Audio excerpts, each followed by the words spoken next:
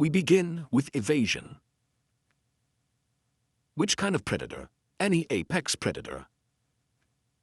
That's the part I want to revisit. Instructor Vaith of the Coalition Academy's Xenobiology and Field Survival Division had been teaching the Predator Response module for 9 years.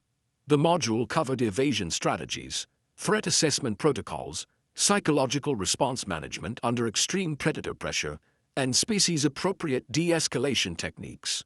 It was a well-designed curriculum, the result of extensive research across 43 species' documented predator encounter histories, synthesized into practical guidelines applicable across multiple ecological threat classifications. The module had never had a question like Ren Ashby's on the first day. Ren was 22, a third-year Coalition Academy cadet from Earth, one of 11 humans in the intake cohort, which was itself a recent development that the Academy's administrative division was still adjusting its orientation materials to accommodate. His file described him as performing at high level across technical and tactical assessments and noted, in the behavioral observation section, an unusual habit of asking questions that seemed tangential until they weren't.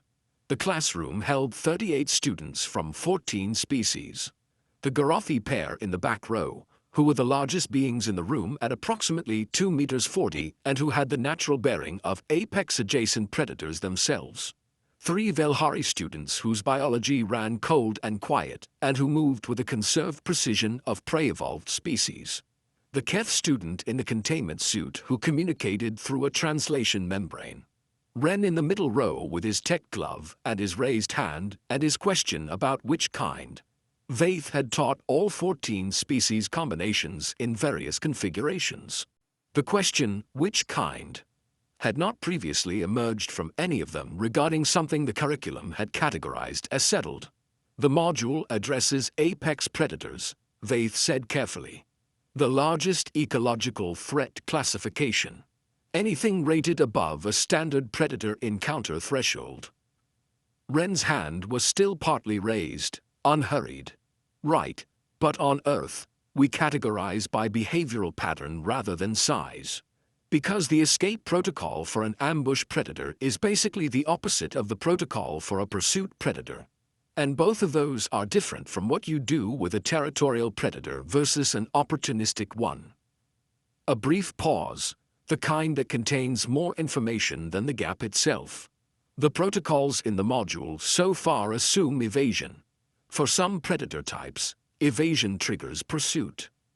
The classroom was very quiet. Not the disengaged quiet of a class waiting for information. The active quiet of 37 students who have just heard something that is reaching into their existing framework and adjusting it. Vaith set down her display stylus. The human categorization system, she said, distinguishes predator behavioral patterns at the classification level. It's basically the first thing we learn, Ren said. Because you need to know whether running is an option before you run.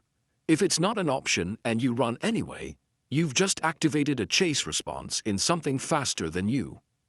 The Velhari students, whose prey-evolved biology had an extremely sophisticated threat response system and who had been listening with increasing attention, exchanged a glance that contained a significant amount of information. What do you do? Vaith asked, and her tone had moved from instructor addressing student to researcher addressing source. When running isn't an option.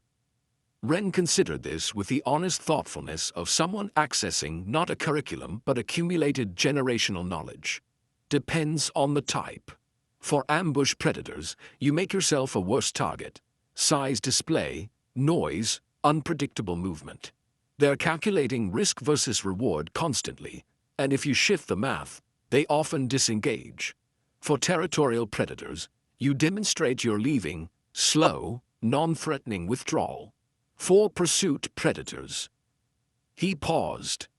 For pursuit predators, the documented human response is basically, don't run, make sustained eye contact, and don't show fear signals. The Keth student's translation membrane produced a sound that the module had not yet covered, but that seemed to translate as something in the vicinity of that can't possibly work. It works inconsistently, Ren acknowledged. But the alternative is triggering the chase response in something you can't outrun.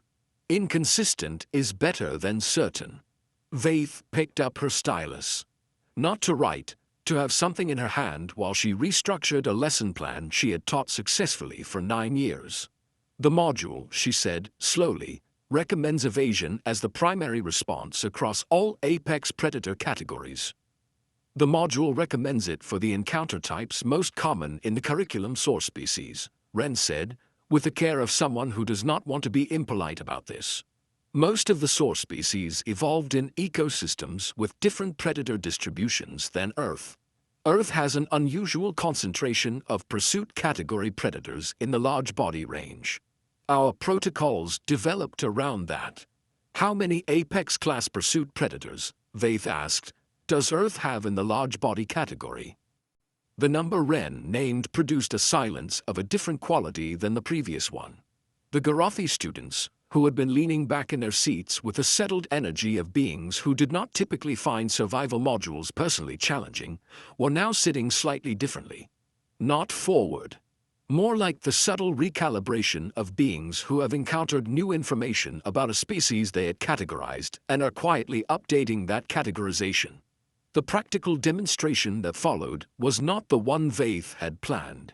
Instead of the standard evasion protocol walkthrough, the class spent the remaining hour reviewing Earth's documented large-body predator taxonomy and the behavioral response strategies humans had developed across approximately 300,000 years of living in the same ecosystems as them.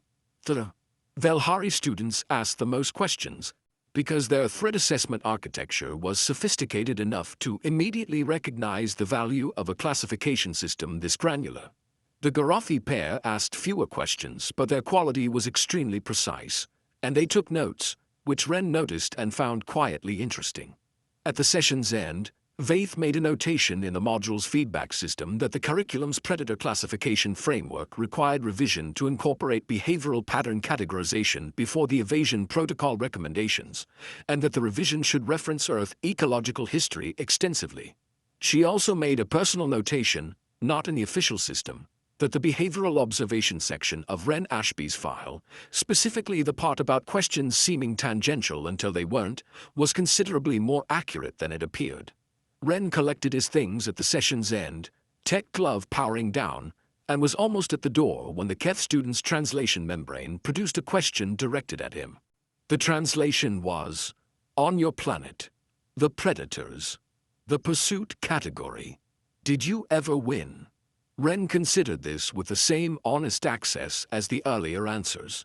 "Complicated question," he said. "We're still here. They mostly aren't." He thought about it one more moment. "Draw your own conclusions." The translation membrane was quiet for a moment. Then it produced a sound that Wren's 3 years at the Coalition Academy had taught him to recognize as the Keth equivalent of impressed. Years later, the Coalition Academy rewrote its predator survival curriculum. The opening chapter no longer began with "run if possible." Instead,